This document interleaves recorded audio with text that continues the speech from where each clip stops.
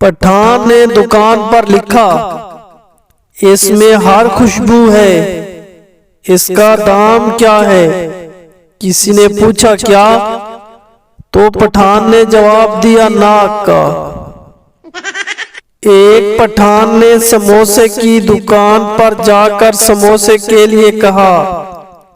दुकानदार ने कहा, आपको किस किस्म का समोसा चाहिए?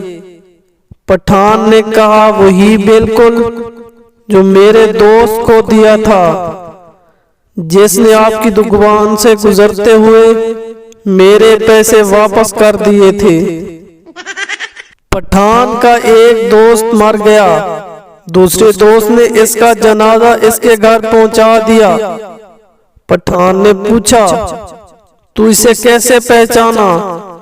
दोस्त ने जवाब दिया, यार इसने मेरे लिए चप्पल पहनी हुई है।